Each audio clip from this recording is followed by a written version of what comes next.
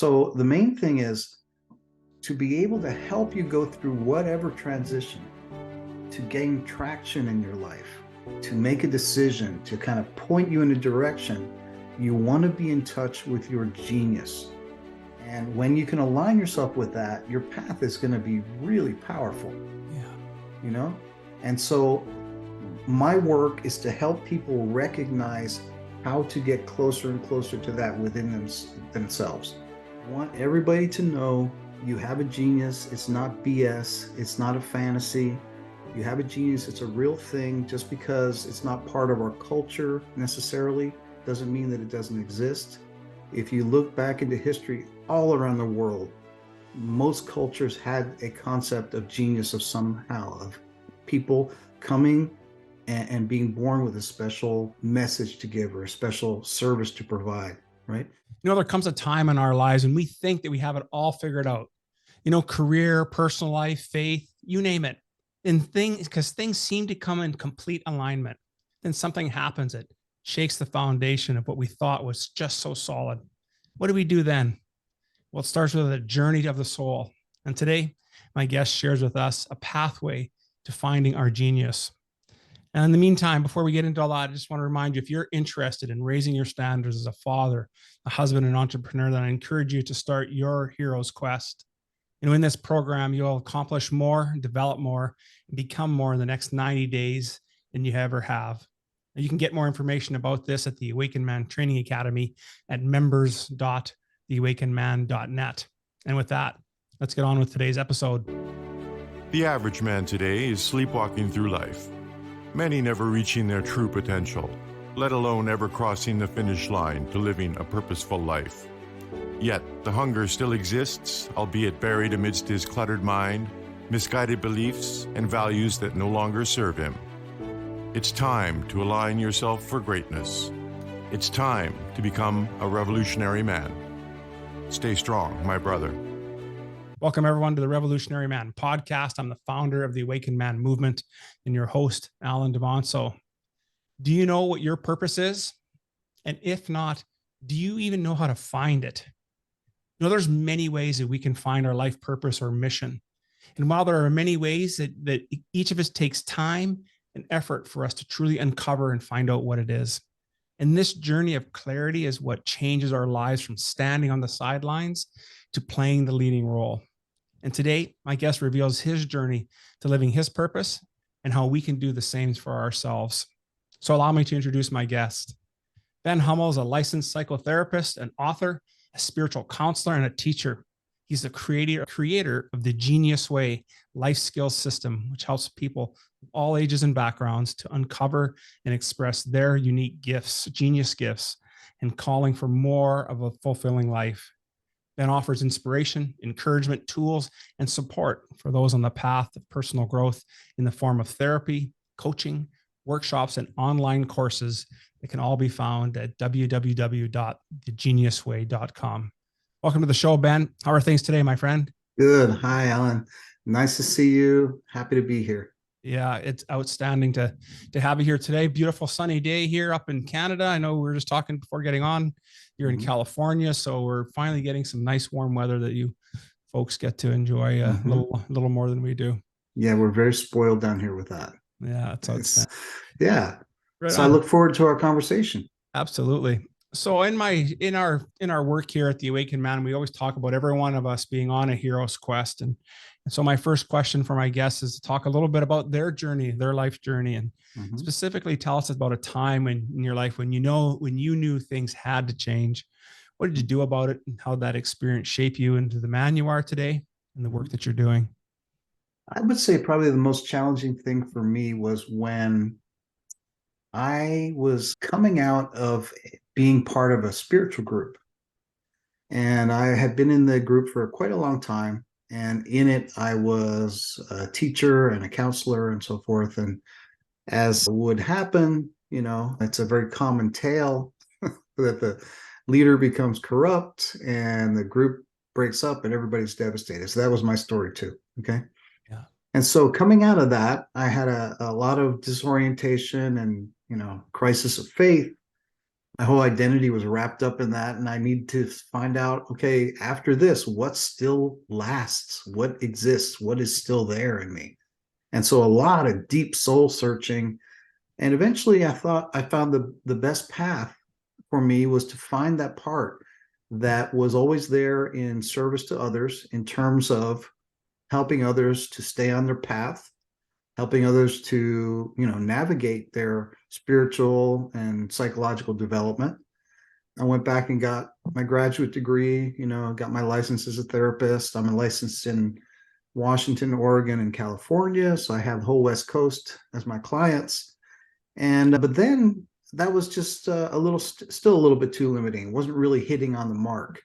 And so I came upon this idea of genius from a couple lectures by Michael Meade, who's a great mythologist. I don't know if you know who he is, but he's a great guy. And he actually wrote a blurb for my first book about genius. And anyway, he was talking about genius as this sense of self, this guiding spirit that everybody's born with. And I got really intrigued. And the deeper I looked into it, I found out this is my path as well, to help people literally and practically find their own genius. And I'm talking about not the Mozart genius or the Einstein genius. I'm talking about the everyday genius, which deals directly with that person's life purpose.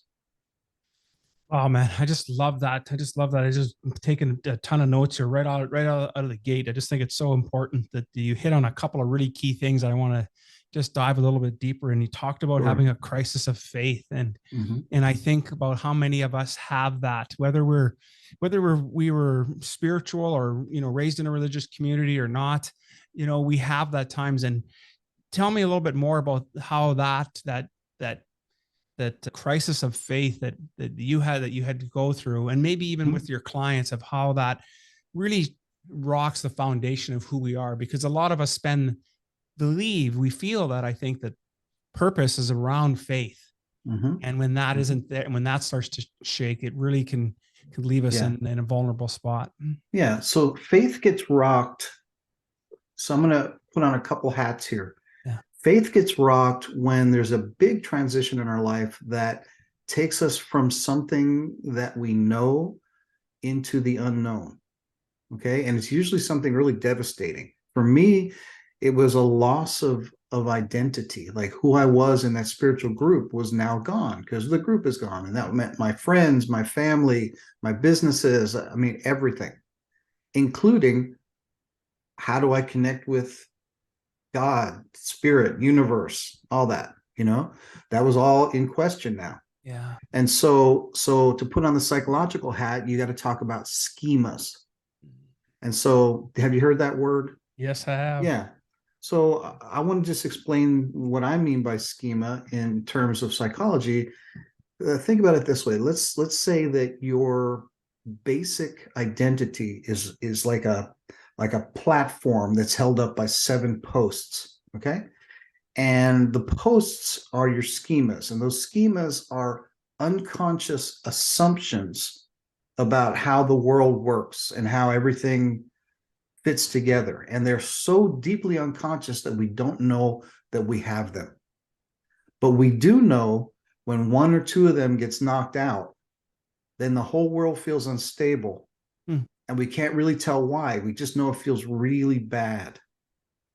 Okay. Wow. And so the crisis of faith is about, wow, the world is different than I thought it was. And now but I don't have a different pillar to hold up that part of my foundational self.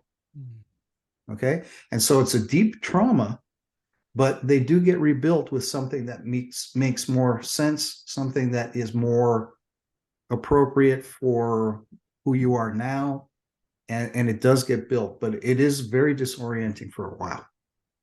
Yeah, it makes a lot of sense too, because when the way you describe that about these pillars, right, and they're so deeply unconscious that we don't recognize them until one gets knocked off. That's right.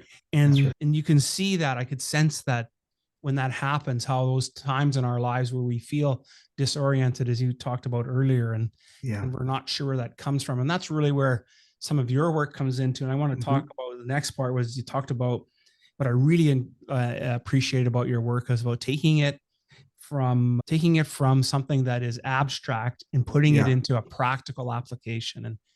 And so in your practice, what do you find are some common or maybe unique stories that men share about when they're dealing with maybe one of those unconscious pillars of really being able to deal with grief and depression, for example? Yeah. So grief, depression, anxiety all come from, their outpourings or reactions to some of these schemas being disturbed. It's always a shift in identity somehow by some kind of occurrence in their life, either a divorce or, some kind of loss or the loss of a job. I mean, even the loss of a pet. I mean, it could be anything that really changes what circumstances are in your life. Okay. And so there's always the individual identity piece. Okay. And so when we're working with identity and working with like the loss of identity, the next thing is to find a truer and more appropriate current identity. Okay. So it always gets replaced. And so here's where the genius way comes in. We all are born with a genius. We all are born with a package of self-expression. And I'll go into this a little bit more, later on in our talk. But this self-expression is before anything happens to us, before any psychological wounds, before anything. We're born with that, right? And it's kind of like our individual mandate to bring that out. The only problem is nobody teaches us how to do that.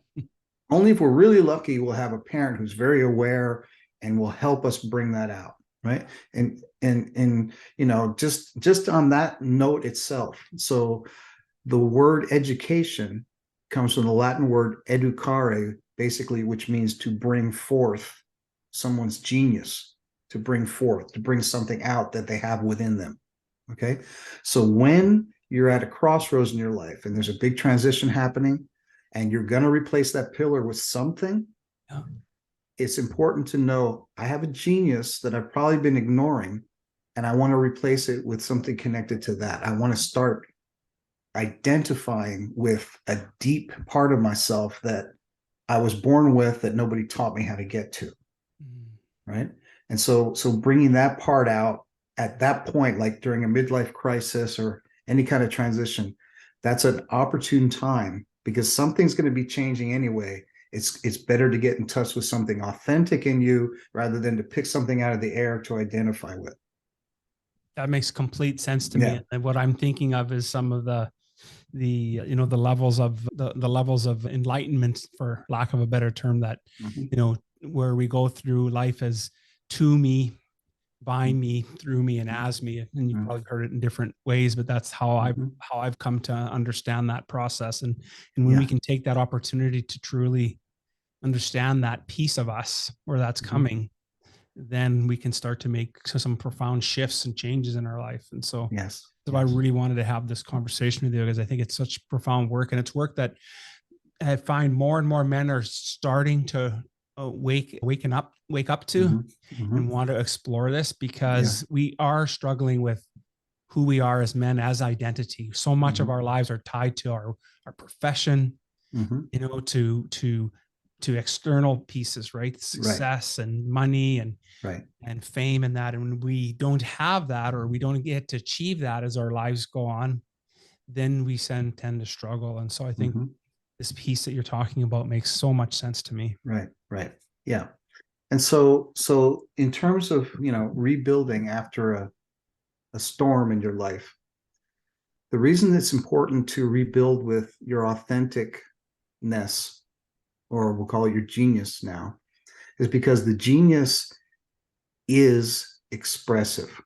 In other words, so in my book, The Genius Way, Expressing Your Unique Gifts, that's my second book, I've identified 2 drives. And we talk about drive theory in psychology. It's like it's a motivation to express, to act. Okay.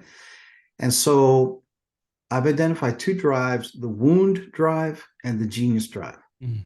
Okay, so the wound drive is, everybody gets wounded in their life, psychologically, emotionally, physically, even. And that effort is what most people spend their entire lives doing, is healing the psychological wounds of their childhood. Yeah. Okay, that's kind of why therapists are in business. It happens that way. Sorry. And that's good work. It's all important. But there's another drive. There's another impetus of expression. That's the genius drive. That's the thing you were born to express. It's like a basket full of gifts and callings and things that you're good at, that matter to you, right? And in order to get to that, you got to see that the genius drive is all about outward expression. Okay, so there's a fund of expressive energy there.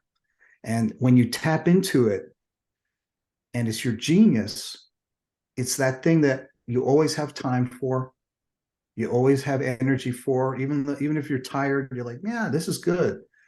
It affects people positively when you're expressing it, right? And I've noticed, like, I work with my clients with this, either I do genius coaching and I also obviously do psychotherapy.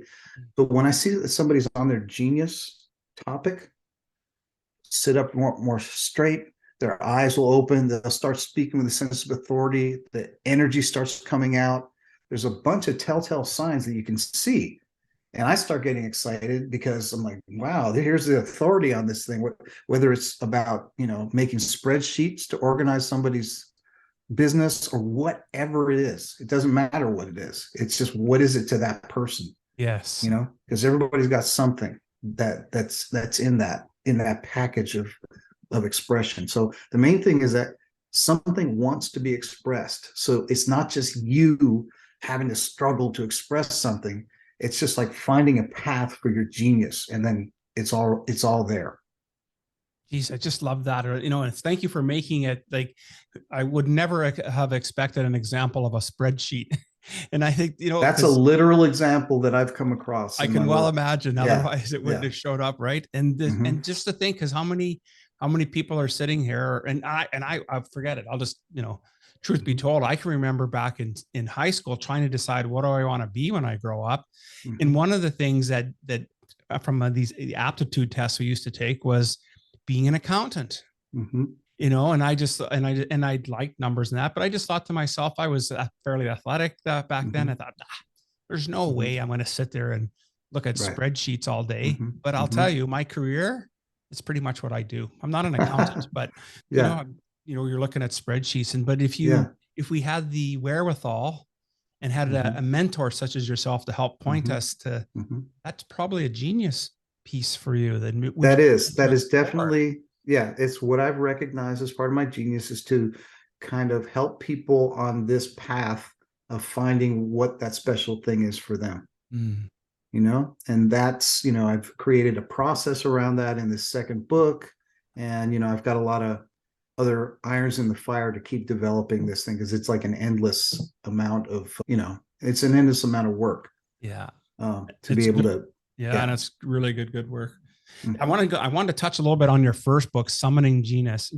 And it's where you help people answer the question, what now? And I really like that. Boy, that's so profound.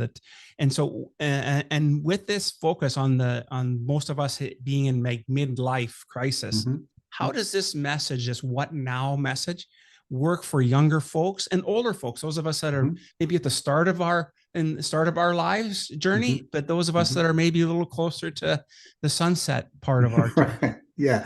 So the what next part, so the first book, Summoning Genius, is about going through midlife, referencing your own genius. Okay, using genius as a way to help you go through the transformation. But it can certainly be used for people way before the midlife time, and also way after it, because we're consistently going through transitions in our lives. Okay. We talked about that a little bit earlier than that. So the main thing is to be able to help you go through whatever transition, to gain traction in your life, to make a decision, to kind of point you in a direction. You want to be in touch with your genius. Okay. Like you were saying, well, I took an aptitude test and, maybe an accountant or a firefighter or, who knows what it is, forest ranger or a baseball player, and it's important not to just pick something out of the air because we already have something. And when you can align yourself with that, your path is going to be really powerful. Yeah. And so my work is to help people recognize how to get closer and closer to that within themselves. It's not me teaching them techniques. It's about how to deeply listen to yourself and find that space where your genius qualities are. And that's that space I call the Prima conscious. And so I'm say a little bit about the Prima conscious. Yeah, while we're on the thing. So the Prima conscious that's something that I came up with. It's a concept that I came up with after a lot of deliberation because I needed a way to explain that expressive energy. Because like the unconscious, you can suppress things and push things down, and then things can come out of your unconscious as well, right? And so the Prima conscious is different. It's only expressive. Nothing goes into it. Okay, it's like the treasure chest that you bring with you, that's given to you by existence when you're born. Here's your chest and all your provisions for your journey in this life. You don't put stuff into it. It's all about, oh, when I go to this island, I'll have this stuff to trade. When I go here, I'll have a sail for my boat. When I go here, you have all your materials in that box, right? That's your genius. Okay. And so the Prima conscious is only about outward expression. Okay. And so when you're going through a transition, it's important to get in touch with, what do I have in my own treasure box? What do I have in my own genius? Because it wants to be used. It wants to be spent. That treasure wants to be, used for your journey. That's what it's for your transitions, for your midlife crisis, for your, all these things. We have this fund of expressive energy. And that's expressing that energy is linked directly to life purpose. Think about it just like, like an apple tree. The more apples you pick, the more the tree is going to give you apples. Okay. And so if you don't pick them, the apple tree is going to be like, well, I made a bunch, nobody's eating them, so I guess I don't need to make that many. Right. But it's there to give the fruit. And the same thing with each human being. We have this fruit, we have this offering, these expressions to give. And the more you give it and empty out, the more comes out of that treasure chest, but part of it is giving it, is expressing it. Yeah. That's part of it.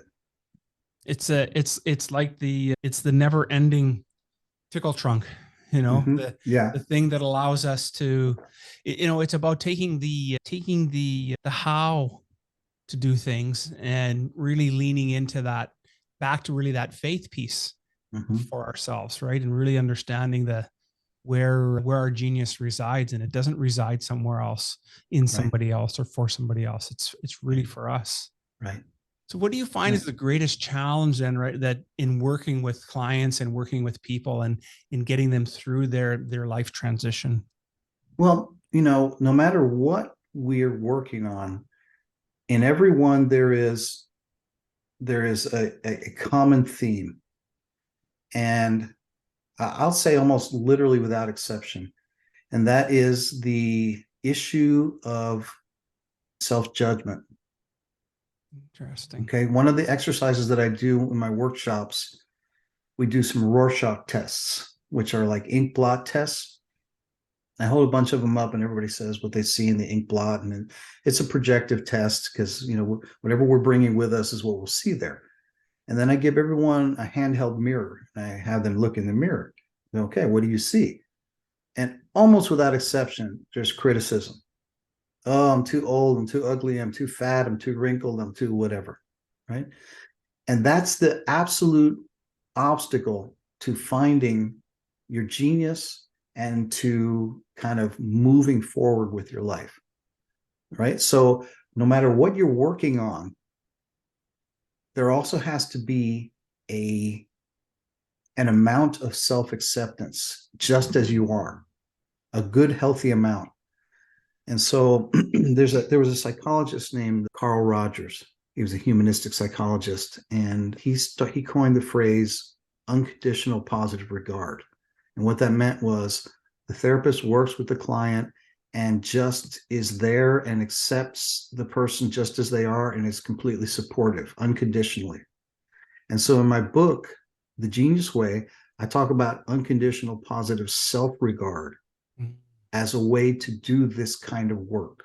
It doesn't mean you give yourself carte blanche to be an idiot and do all these terrible things. What it means is that this is hard work. And while you're doing it, to suspend that criticism, Right. so that you can actually experiment, make mistakes, get back up, try it again. That unconditional, like, hey, I'm on your side, like being your own best friend as you're working. Right. So that's what I try to instill with my clients, that quality that, they should have gotten from their parents or their elders and most likely didn't. Mm-hmm. So to build that quality in oneself, that's how you end up doing great things. Yeah, it makes complete sense to me for sure. And because you get it, once we start to do that work, regardless of where we are, what stage in life that we're at, that we can start to then recognize and really pull out that genius way. And so in getting ready for our discussion today, I recognize that in your work that this foundation, that this genius work has really came out of the Greco-Roman piece. And so I wanted to touch a little bit on that and a little bit dive into a little bit also with Mead's work and how you were able to put these concepts together to create what ultimately came out as your second book, The Genius Way, and then your 10-step process. Yeah. So everybody knows, so when I was coming up with the idea for what I wanted to do in terms of like the big idea for The Genius Way, which is my, the name of my brand, basically. I thought long and hard of like, geez, do I want to call it genius? Because everybody's just going to think of Einstein. Because, and so I'm like, okay, there's a learning curve here. I've got to re-educate people on what genius really means. So if we go back and go to the etymology of the word, it goes back to a Latin word, a couple Latin words. One of them is genere, which is to beget, to father, to create in that way, right? And to sustain. Right. Okay, genere. And so the original Greco-Roman idea of genius is basically like a guardian spirit that gets born with each human being that guards not just their physicality, but guards their talents and callings until a time when it's ready for them to express them. So to make sure that never gets lost, because that's what's unique about the individual, and the individual is supposed to be unique. Right. And so that's kind of the beginning of this genius that I'm talking about here. Okay.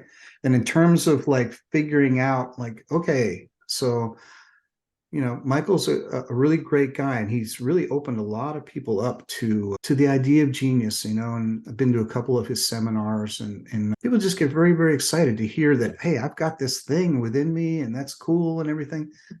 And then at this one seminar, this woman kind of turned around, who was sitting in front of me. I didn't know her. She's like, okay, but how do you do it? How do I find it? And a light bulb went on. I'm like, that's my job. That's my job. Okay. And so that's where I came up with this. I need to find a practical process for people to literally find their genius. Yeah.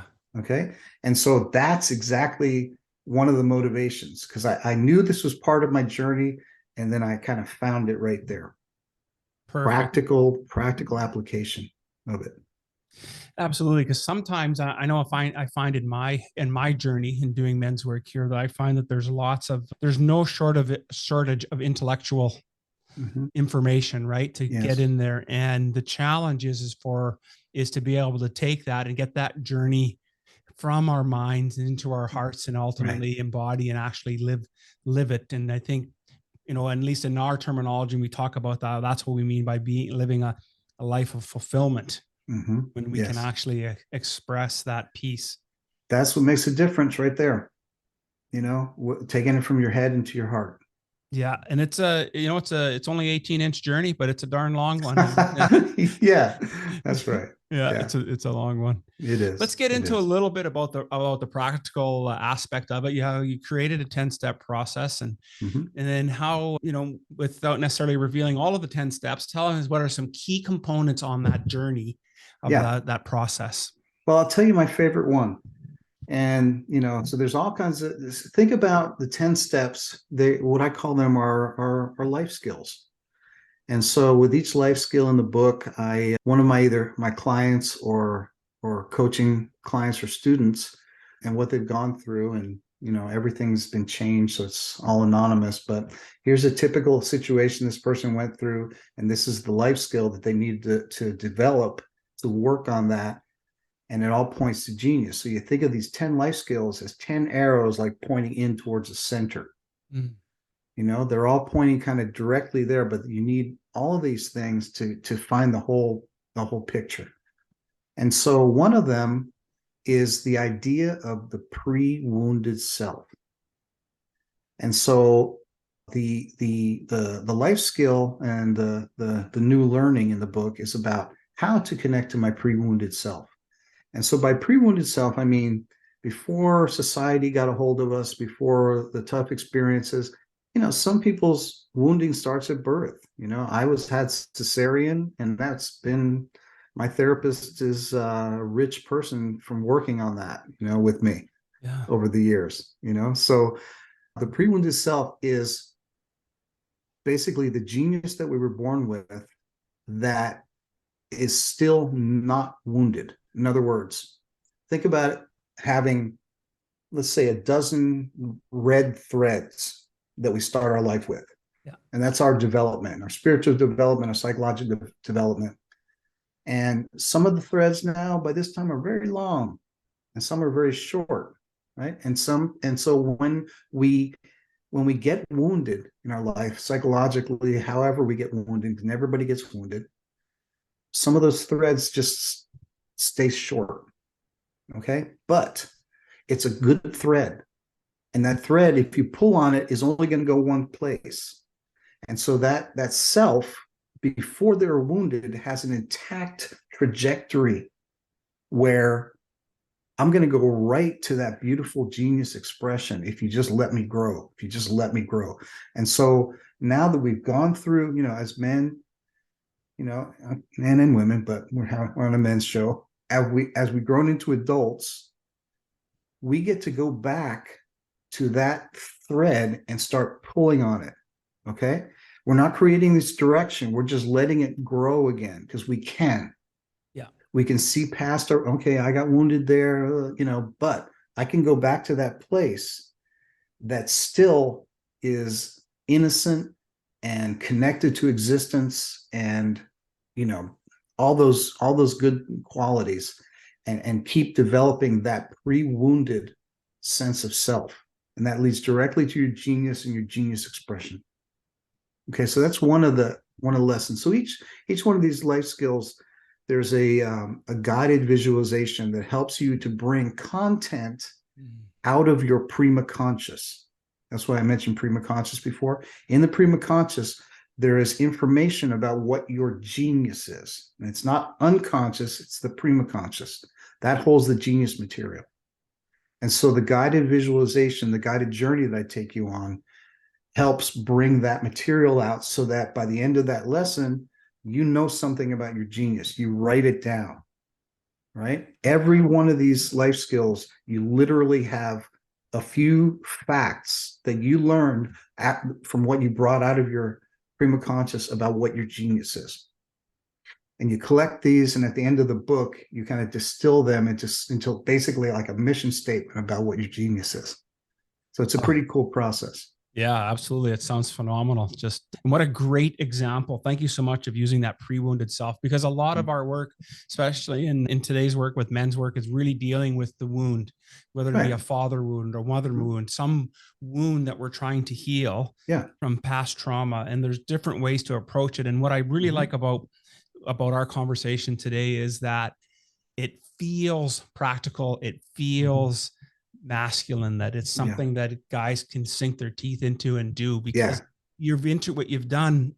How I've interpreted it, Ben, is that what you've done is you've taken the intellectual part that we still like to do as guys, so we have some work to do. And then we can take a little bit of self-reflection with the guided meditation to go and carry that work through. And so I think that's such a powerful combination. Yeah. And right. And keep in mind, working with the wound is incredibly important. Right. I know you know that, but I just want to tell whoever's listening to this, it's not one or the other. Right. Working with the wound is important, but healing your wound is never going to help you express your original genius expression. Genius is about expressing something new. Working with wounds is about returning to a state of wholeness and healing. And they're both good, but the genius is like, I'm an individual. I have something to say, not from my ego, but from my authenticity. Yeah. And it's new because the world hasn't seen this before, and it will never see it again. So that's the exciting part about the genius aspect of the pre-wound itself, right? Absolutely. But they're both important. Yeah. Yeah. Great clarity. Love that. That's perfect. Yeah. Throw on your journey. What would you say was the best piece of advice you've been given? Ooh, I've been given a lot of advice, and I've had my ears perked for advice ever since I was a little boy. Wow. I guess what's coming to me right now is don't stop. That's what's coming to me right now. Because everything keeps moving. Somehow, some way, it moves. Right? And no matter where you feel you're at right now, it will change. And when you're on the trail of your genius, it's going to change in a direction where it'll be very, very fulfilling for you. So don't stop. Geez, love that. Love that. Yeah. And of everything that we spoke about today, and maybe there's something we didn't get a chance to touch on, Ben, what would be the one takeaway that you want our listeners to have? I want everybody to know you have a genius. It's not BS. It's not a fantasy. You have a genius. It's a real thing. Just because it's not part of our culture necessarily doesn't mean that it doesn't exist. If you look back into history all around the world, most cultures had a concept of genius of people coming and being born with a special message to give or a special service to provide, right? And your genius is real. It's important that you find it. It's not only important to you, it's important to everybody that you come in contact with. Absolutely. And so just imagine everybody experiencing, expressing their genius, how beautiful our existence would be. Absolutely. That's outstanding. What a great way to sum it up. I just want to say once again, Ben, thank you so much for being on the show. Absolutely. What an outstanding conversation. And you've left us with enough breadcrumbs that we can start to get a picture of what potentially our genius would be. But if someone wanted to dive deeper into your work, what would be the best way for them to get a hold of you? Yeah, the best way is just go to my website, thegeniusway.com. All my information is on there. I've got my books for sale, online courses, whatever workshops are going to be there. You can sign up for a free membership and get access to my free resource library that I keep adding little meditations and exercises to. It's an ongoing live kind of site, and it's the best way to learn more about the Genius Way. You can find me on Instagram, TikTok, Facebook, and YouTube as well. I post almost daily on that. Right on. I'll make sure all those links are in the show notes for today's episode, so people get an opportunity to reach out and spend some time with you. I just want to say once again, thank you so much, Ben. It was an outstanding conversation today. Nice talking to you too. Thank you for listening to the Revolutionary Man podcast. Are you ready to own your destiny? to become more the man you are destined to be? Join the brotherhood that is The Awakened Man at theawakenedman.net and start forging a new destiny today.